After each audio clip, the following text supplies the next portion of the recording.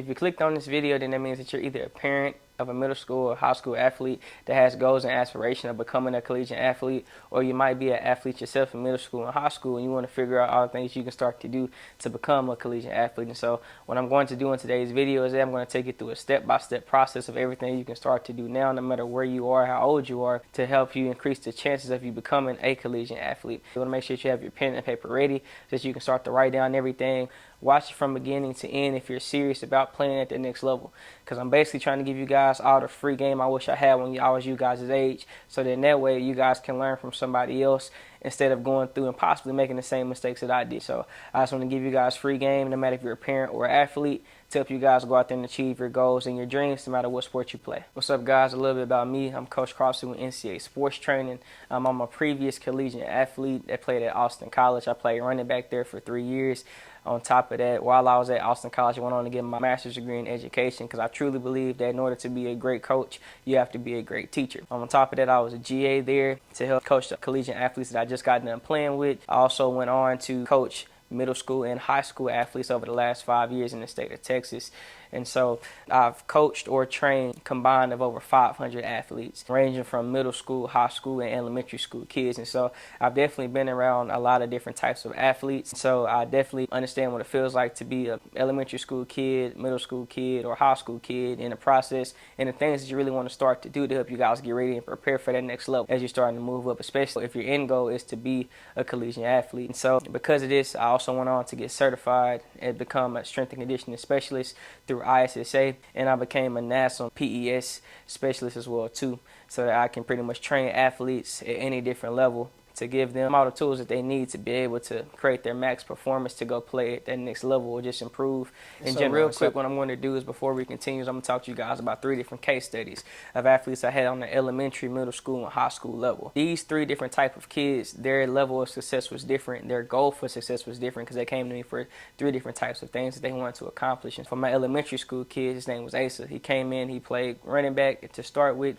and his whole goal was that he was trying to transition into a quarterback going into the new season, playing Little League ball. And so I've had him for about 6 months. I still work with him to this day. But the thing with him was that he needed to transition to becoming a quarterback, learn those mechanics, but also he needed to still increase his speed and agility as well. And so after working with him over those 6 months prior to the season and getting him ready to go into that season, he was by far heads and shoulders the best athlete on the field. And so his strength definitely increased, his speed definitely increased, and also he was able to go out there and be very impactful to help his team go out there and win ball games. His biggest thing was being able to mentally transition while also still developing his speed and agility and strength that he needed to go out there and be successful. Like I said, that one took 6 months. I go to the next kid named Mason. Mason came in, never played any sports at all. He was trying to become stronger, become faster, but also learn how to play the game. And with him, he came in during the season, so he went from a kid that really wasn't getting any playing time at all until towards the ends of the season, to where he started to get a lot of playing time and a lot of reps. And so for that kid, his main goal was to increase his playing time, and we were able to help him get into position to go out there and do that by just increasing his speed, agility, and change of direction as well too. And so the third kid, our high school kid, his name is Jay. He came in as a freshman running back, and his goal going into the next season was to earn a varsity starting job. And the first thing he told me when I first met him is that, hey, coach, I want to go out here and go earn this job. And so I worked with him for 3 months. And over that summer before going into the season, not only did he go from being a freshman running back to the varsity starting running back, he ended up rushing for over 30 touchdowns, 1,500 yards rushing, and also helping his team win the Texas State Championship. And so I've definitely worked with a lot of different kids, and like I already told you a while ago, their level of success to what they wanted to get to was all very different. For some kids, it might be increasing their playing time. For some kids, it might be about winning a starting spot. For other kids, it might be increasing their performance because they already have a spot, but they, instead of them, being able to only have this many touchdowns or this many yards, they want to increase it. For some kids, it might just be a mental thing about them being able to get over the humps that they deal with. And so definitely work with kids in a lot of different levels. And so, like I told you, success for them all looks a little bit different. As we go into today's video, I just want to give you guys different case studies of kids that I've worked with to show you that no matter what level of success you're trying to achieve, with hard work and dedication, you can definitely go out there and achieve it if you're willing to go put the work in, okay? And so the first thing I want to talk to you guys about today is the first thing you want to do to become a collegiate athlete is set realistic expectations and realistic goals. Because at the end of the day, I'm gonna tell you guys right now, it is not D1 or bust. I've been around plenty of kids and they always said D1 or bust, right? And that's really because at the end of the day, the only schools that you see on the TV are D1 schools, right? You see your Texas, you see your Alabama, you see your Georgia, you see your Ohio State or Michigan, Florida State, Miami, etc. You see all these big Division I programs because they're on the TV all the time, media deals, and the best players go there, right? But at the end of the day, every single kid is not going to go D1. And so as a parent and as an athlete, I want you guys to really understand that, right? I didn't go D1. But again, at the same time, it doesn't mean that you don't have to go D1 to go to college for free. You don't have to go D1 to be able to play the sport you love at a high level. You don't have to go D1 to still be a professional. That's your goal as well, too. I've definitely played against D3 and D2 guys who still were able to go out and play for the Tennessee Titans or get invited to 2 different teams to go out there and go play for those teams or just get on the practice squad. And so I've seen it in multiple different ways. I've seen guys that went and played D1 Division II. They got invited to the combine and went out to go play, right? Professional as well, too. So you have to understand, if you have that talent, teams will come, scouts will come find you, teams will come find you. But it's all about being able to set realistic expectations to get to a school for free or partially paid for. At the end of the day, it's over 841 colleges that you can go out there and go play for. And I know most of you guys did not know that. I'm pretty sure you did not know it's over 800 schools that you can go play collegiate ball for. No matter if it's D1, D2, D3, NIAI, or GCO. At the end of the day, if you're serious about going to go play at the next level, there is a school for you. So you want to make sure that you're setting realistic expectations. What I mean by that is that 9 times out of 10, if you don't have the height or weight requirement to go play at a certain level, 9 times out of 10, you might not be able to play at that level, but that's okay. So I've also known athletes who went to go play at the lower levels and put out good tape at those smaller schools and end up transferring to bigger schools, right? So it's all about, again, setting a realistic expectation just to get to a school that wants you there. That's the main thing. Go to a school that wants you there. Go to a school that you can go to, ball out, and if you had aspirations of going to a bigger time school, like I said, ball out, get your film there, and then go to that bigger school. But again, don't only set your eyes on D1. Don't only sit there and say to yourself it's D1 or bust, because there's over 800 schools. At the end of the day, if you can go to a school in college, play the sport that you love, and get your school paid for, and don't have to pay for a dime or only have to pay for 20% of it or 50% of it, that's way better than just to go to a school and still have to pay hundreds of thousands of dollars just to get a 4-year degree when you could have went to a smaller school and did the same thing for free and still play the sport you love to play. All right, so that's the first thing. Set realistic goals and have realistic expectations, okay? Next thing is that you want to make sure that you are enhancing your performance. What I mean by that is that you want to make sure that you're constantly working on your craft, right? You want to make sure that you're focusing on your speed. Make sure you're focusing on your agility. Make sure you're focusing on your strength. No matter if you're a field or a court athlete, at some point in time, I'm pretty sure that you need to get faster. I'm pretty sure you need to become more agile, and I'm pretty sure you need to become stronger. And so what you can do for speed, you can work on your over and under speed, okay? Anytime you think about under speed, I want you to think about you running at a slower pace than what you're used to because you have some type of resistance. All right, and so resistance can be, you can be pushing sleds, you can be pulling sleds, you can be running with a parachute, you can be running with something weighted, right? And so under speed is great because it allows you to have some type of resistance on your body. It's going to slow you down, which is going to require you to put out a lot of force or a lot of power to make you run as fast as you possibly can, which will in turn make your body stronger to go out there and do that. And so, you can go out there and just try running with a sled, either pushing or pulling it, and then after that, take that resistance away, take the sled away, and just go out there and run just with your body weight. And you're going to immediately feel and see a difference when you go out there and run. When you think about overspeed, I want you to think about running down a hill, right? You're running at a speed faster than what you're used to, that you've never ran at before. And so when you run down hills, it's immediately going to help you become faster because now you're going to get used to running at a faster pace that you never got to before. It's going to teach you how to control and get to that top speed as well, too. Right, and so, because I definitely remember as being a track athlete in high school, one of the main things that our high school coach would make us do, our high school track coach would make us do, is that we'll definitely go to the hill within the neighborhood, and he'll have us running up the hill, running down the hill, up the hill, down the hill, up the hill, down the hill, and we did that for years. And so it wasn't a immediate transition into, I went from running, this time to this time in the 400 or the 100. but the amount of work that we put in over time, I definitely start to see that change as we continue to progress throughout the track season. And even for football, right? Becoming a faster track athlete made me a better football player because now I was faster than what I was the year prior. So you definitely want to make sure that you're increasing and working on your speed because the faster you are as an athlete from personal experience, it makes the game slow down for you. No matter if you're a basketball player, baseball player, volleyball player, whatever, no matter if you're a field or court athlete, if you're faster than what you are and you go out and go back and play your sport, it's going to make the game slow down. You're going to be able to get to those loose balls. It's going to be easier for you to make those big time plays just by simply increasing your speed. So one of the first things you want to make sure that you do is start to go out there and increase your speed, okay? Next thing, improve your agility. And so what I mean by that is that improve the way that you move. Improve getting in and out of cuts.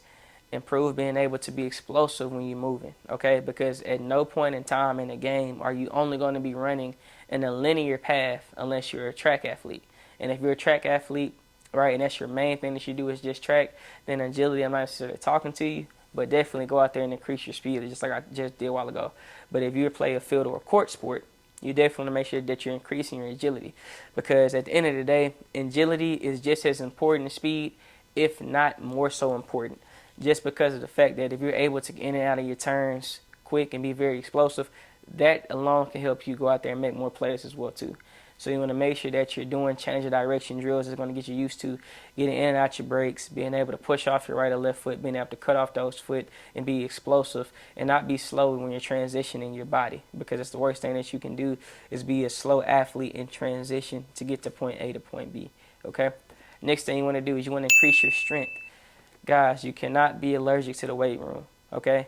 And I don't care how old you are, you can go lift. It will not stunt your growth. I have my elementary school kids lifting just like my high school kids. Obviously, they wasn't doing the same weight. They were doing weight that they could control. And as we start off with doing them little PVC pipes to teach them the form. And then after they got the form down, we would go on and start to load up and give them some type of resistance, right? And so definitely with my younger athletes in elementary school, they definitely saw the difference early because they were stronger than the other kids that they were going against.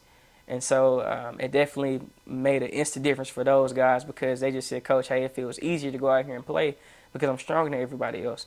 And on top of that, it didn't stunt their growth. They still kept growing. The only way that you're going to stunt your growth is that if you don't have proper nutrition. So the whole thing about if you go to the weight room young and all this stuff is going to stunt your growth, that is a falsity. It's not been proven. The only thing that stunts your growth is if you're not getting the proper nutrition in your body. So if you're an elementary school athlete or if you're a parent of an elementary school athlete, definitely make sure that you're safely, with your provision, making sure that your child isn't going to the weight room, starting to increase their strength, because not only is it going to make them stronger, it's going to increase their bone structure as well too, and so it's going to reduce the chances of them getting hurt as well too if they go out there and play sports. And so you definitely want to make sure that you are going into the weight room to improve your strength, because at the end of the day, if you only sit here and do speed and agility drills and you do not go into the weight room, you're not going to be as explosive as you could be by lifting weights. All right, and so definitely throughout football season and track season, we will always lift weights. And that's why you'll see track athletes that look jacked just like a football athlete would because of the fact that they're lifting weights and they're being so fast and explosive. So no matter what sport you play, right? Even Michael Jordan, he had to sit here and go lift weights as well too to get bigger for basketball because of the Jordan rules when he had to go play the Pistons. So definitely want to make sure that you're lifting weights to becoming stronger. No matter if you play volleyball, baseball, basketball, football, whatever, or track, whatever sport is, do not be allergic to the weight room. Go into the weight room, increase your strength, upper body and lower body strength in the other muscle groups that may be weaker than others so that you can start to become more explosive, you can become strong, have a larger power and force output, and it can also help you be able to take the damage over time. Because every coach knows, everybody knows, the best ability is availability. And so if you're stronger than what you were, this allows your body to be able to withstand more punishment that you're going to take throughout the season, no matter what sport you play. All right, so make sure that you're going to the weight room and doing it the right way, having some type of provision over you if you're a younger athlete. Next thing you want to do, you want to make sure that you go to some type of camps. Now, here's the thing. I know you have your rival camps, you have your Under Armour, your Nike camps, etc., right? At the end of the day, if you're in high school right now, all right, not saying that you don't want to go to all of those camps, maybe go to one of those camps, right? But make sure that you're going to a camp of a school that's recruiting you. So let's just say, for example, maybe Texas A&M Commerce is recruiting you, right? You want to go to that camp. The reason why you want to go to that camp is that that coach, that recruiter is already recruiting you, right? Maybe they haven't offered you yet, but they're just recruiting you. They have shown interest within you, okay? If you go to their camp and you ball out at their camp, they could probably offer you, they can offer you right then and there on the spot just by seeing you, have a great camp, okay? Don't worry yourself about going to all these big time camps because, like I told you earlier, set realistic expectations. I'm sorry to tell you, if you are not at least 5'8", 5'10", and 175 pounds, and you're a football player, right? If you're not hitting the eye test, that's gonna be real hard for you to get that big time D1 offer. If you're a basketball player and you're under 6 foot or you're only 6 foot, right? And let's say you're a guard and you don't have just something crazy about you. You don't have crazy bounce. You don't have an awesome shot. You don't have incredible awareness, as a ball hand, as being able to see the court and have the vision. Don't expect to really go to a big D1 college unless you're already getting recruited by them, right? So make sure that you're going to these smaller camps and these smaller colleges and going to camps of colleges that's recruiting you. Because at the end of the day, I'm going to tell you a secret that you probably didn't know. When you go to all of these big time camps, at the end of the day, they're probably only looking at 15 to maybe 30 to 40 people. And it's like 400, 500 athletes there. Those other 460 athletes that's there, that is a check that those colleges are getting, right? They're not there to actually sit here and pay attention to you. Now, unless one of you guys pop off the screen, right? And because you have that God-given ability to do so, right? 9 times out of 10 for those other 460 athletes, you're basically there just to get those colleges money to be a part of an experience of being at that camp. But that's not necessarily going to translate until you getting that scholarship. So make sure that you're going to camps that's going to help you get a scholarship. Also, make sure as a parent you're not taking your kids to 55 camps in one summer, right? Because that is going to create a lot of burnout. You want to make sure that you at least go to maybe 4 or 5 camps right throughout the summer. But just make sure it's not like a every single week thing because that does make kids get burned out real quick.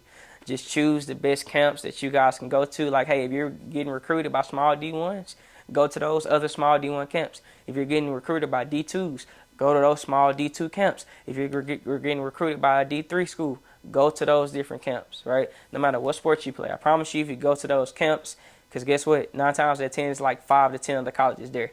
So if you're getting recruited by a D2 school and you go to a D2 school camp and you ball out there, guess what? You went from maybe getting recruited by 1 school to getting recruited by 10, right? And so that's what you want to think of it as, okay? Because like I told you a while ago, there's nothing wrong with going to a small school, balling out there, and then transferring up to a Power 5 school, okay? So make sure you keep that in mind as a parent and as an athlete. Next thing, you want to make sure that you're creating your huddle highlight tape, okay? So if you're in middle school or elementary school, you probably can't do this shit because your school doesn't have a huddle, or as a parent and as an athlete, you don't even know what huddle is, all right? And so you want to make sure that if you're in elementary school or middle school that you're taking video. As a parent, take video of your kids and all the great things that they're out there doing, okay? And so the main thing with that, especially elementary school kid, is that you just want to take those videos and maybe you can sit there and say, hey, you did this way, you did this way, here's what you can do to start to improve. That's an early way to start a film development right then and there, because I promise you, the smarter you are as an athlete, the better you go out there and play. As a middle school kid, same thing. You can start to pick up the film of what you're doing right and what you're doing wrong. And then also start to create your own little highlight tape for being in middle school as well too, and putting that out on YouTube or just your social media. Now, if you're a high school athlete, the reason why you want to create your huddle highlight tape is so that when other college coaches see it, you can show them all your big time plays that you have. That way they know what type of kid they're getting or what type of athlete they're getting, right? It's going to be real hard for a college to recruit you and they've never seen any highlight tape of you. They've never seen your tape, right? And so that's why you have the phrase, put it on tape, or stand out on tape, so that when college coaches see that, they can sit there and say, okay, cool, this athlete can ball. Here's what they do well. Here's what they don't do well. Here's how we can probably fix it. That they, when it gets this school and they did X, Y, and the third. So you want to make sure that you have a huddle highlight tape or just some type of highlight tape. Preferably, if you're in high school, make a huddle. Put your highlights on there, start to tag them, get with your high school coaches and get that figured out. That way they can teach you how to do that. Middle school, elementary school athletes, make sure that your parents sitting there recording your games. Parents record their games so that A, you can help them see what they're doing right and wrong, and B, like I said, you can start to create their own highlight video tape as well too, which is going to bring us into our next thing, which is about social media. So you're going to take that highlight tape that you made to put it on your social media account. Now I'm going to explain what you want to do. First thing is you want to make sure that you're going to create either an Instagram or a Twitter, or you can create both, up to you. If you use one or the other, really doesn't matter. You can create both. All right. Within that, you're going to name the social media page your name. First name is last name. So parent, let's say that your child's name is Jimmy Johnson, right? I don't know. I just made a fake name for you. So you're going to name that page for your kid Jimmy Johnson. All right. And so then what you're going to do within there is that you want to make sure you have a couple things. You want to make sure that within the bio you have the link to the huddle. Make sure you have their GPA. Make sure you have the school they go to. Make sure you have whatever class they're in. Like, for example, if they're going to graduate in 2025, they're going to graduate in 2030, whatever that is. Make sure you have the classes they're going to graduate in. All right. Make sure you have their position and the sport that they play. Okay. And the main thing is that you're going to use this social media page strictly for athletic and academic purposes. So the only thing that you're going to post on this page is the only thing that's dealing with athletic and academic posts. This is not about going to that page and posting the new fit you got on for the first day of school. This ain't about what little, boyfriend or girlfriend you talking to. This is not what that's about. This page is strictly for athletic and academic purposes. And so what you're going to do is that anytime you have a highlight of you playing, post it. Anytime that you have something great happening with academics, maybe you went out and you're on the debate team or something like that, and you guys won something for a debate or something, post it on there. If you passed the big exam, you can post that on there. Let's say you won first team all district, post that on there. For a particular game you went off and you had 30 points, post it on there. A big time win, post it on there. You're only going to post on this page anything it has to do with athletic and academic reasons only, and that's it. The reason why that is that you want to put those things out there so that when college coaches come to this page, they can see that this kid is serious. The main thing that you don't want to do as a high school, middle school, as a high school kid is you do not want to mess up your image to these colleges. If they see that you are a head case, they can go find 80,000 other athletes that they can go find to go sign. Trust me, I've been around a lot of athletes that have lost scholarships because they did something stupid. So, I know your parents are on you guys, but make sure that you're making the right decision. Because at the end of the day, one decision that you make can ruin your whole life. I'm just going to be as honest with you as I can be as frank with you as I can be, right? At the end of the day, you'll still have, the power to go out there and go try to fix the decision that you made. But you want to make sure that you're not messing up your life at a young age by posting something stupid. Right? Don't only use this page straight for athletic reasons. Do not give nobody a reason to sit here and say we cannot recruit this kid because they're a head case. We can't recruit this kid because they're always in trouble. We can't recruit this kid because they're not reliable. Do not give them a reason to take away your dream from you. Okay?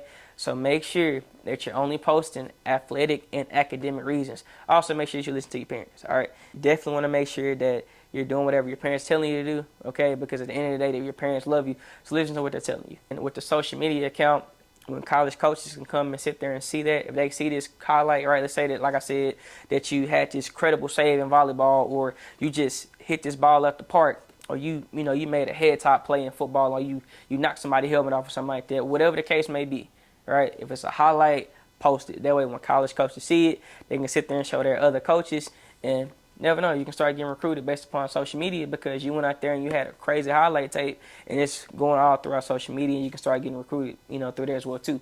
Because like I said, college coaches also have social media and they're on there as well, right? And they recruit kids on there as well. So make sure that you're using that social media account to post academic and athletic things only on that account, That way when they come to it, they can sit there and say, man, Jimmy Johnson, man, this is a great athlete, great kid. You know, he has X, Y, Z in the third. He has all. He's great in the classroom. He's making all these players on the field. Let's get this kid in our uniform. Next thing, you want to make sure that you're going to start to email college coaches. Like I told you, there's over 841 different colleges that you can go play for. 841 different schools you can go play for. No matter if it's D1, D2, D3, NAIA, or JUCO. Doesn't matter. I've always had the belief that if you're willing to go put in the work, if you're willing to do everything you need to do, and if you actually are sitting there playing on the field, you can get recruited. I'll do you one better. I know guys who didn't even play that much that got scholarships to go play in college. So at the end of the day, if you want to go play at the next level, you can go play at the next level, but you need to do everything that you possibly can in your power to go do so. And parents, help your kids go out there and go do that. So I know at the end of the day, like even for my dad, it's a lot of things that I'm sitting there talking to you guys about that he didn't even know, that he had no idea about, all right? And so when we talk about it now, the main thing he said, son, if I knew all these things, I would have did X, Y, Z in the third, right? And so I'm trying to tell you guys these things because these are things that I didn't know when I was 16. I didn't know when I was 17 or 18.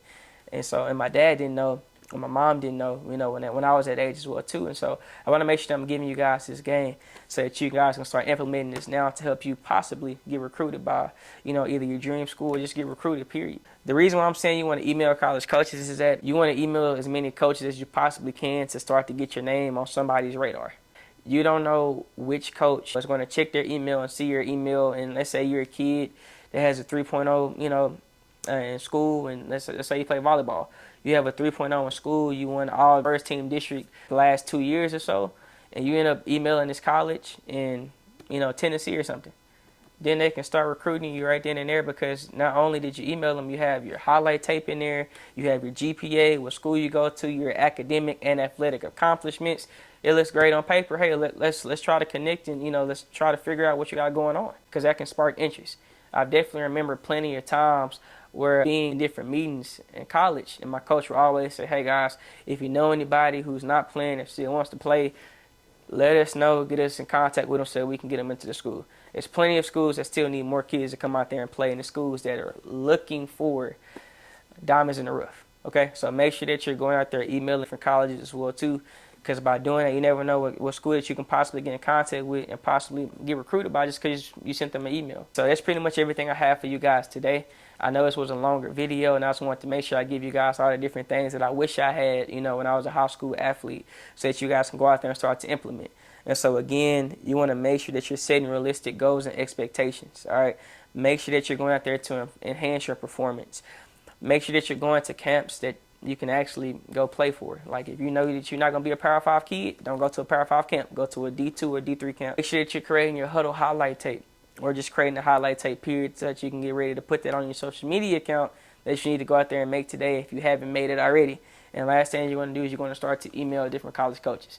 Remember, it's over 841 schools that you can possibly go play for. All right? And so that means that, you might not play in Oklahoma. You might be able to go play in Arkansas.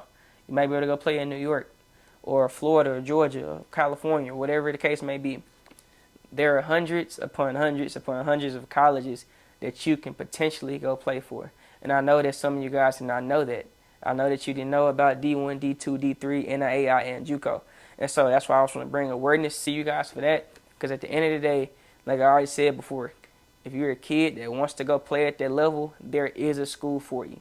And if you're a parent and you want to help your kid get to that certain level, there is a school for them. And at the end of the day, how great will it feel as a parent knowing that you can help your child play at that next level, at a collegiate level? They can get a great education and they can go to school for free. How good would it feel as an athlete knowing you can play at a higher level, get a good education, and go out there and play your dream? Like who wouldn't want to play on Saturdays? Who wouldn't want to play on TV? Who wouldn't want to play at the collegiate level, right? I promise you, if you do the things I'm telling you to do right now, over time, the fruits of your labor will show. That you wrote down the things I was talking about. Rewind and go back and rewatch this video if you need to. However many times you need to go do that. But please make sure that you start to do these things, all right? So that you guys can go out there and potentially go earn a college scholarship, all right? Over time, if you keep putting in the work in, keep doing what I'm telling you to do right now, eventually it will come. All right. And so make sure at the end of the day, keep your head up, keep doing what you're supposed to do. Everything gonna work out like it needs to. Okay. And so no matter if you're a parent or an athlete, if you start to incorporate these things, I promise you, you're going to see results and it's going to pay off at the end of the day, okay? And if you want to learn more information, if you want me to go more in depth, please leave a comment down below so that I can sit there and go more in depth and give you guys more help. And if you want to learn more about whatever topic that I talked about, say that in there as well too. The more that I can be of service to you guys, the better it can be, because at the end of the day, I want to make sure that you guys go out there and help your children reach their goal, or if you're an athlete, help you go out there and reach your goal, okay? I want to be of service to you. So make sure that you start doing these things. Go get it done. Go do what needs to be done. At the end of the day, you're going to see the fruits of your labor work out. All right, so guys, have an awesome day. Like I said, leave comments about what other videos I can do for you guys, what other questions you have, so that I can come out there and help you. All right, go be active today. Work on your dreams and your goals. And I can't wait to see everything work out for you like it needs to.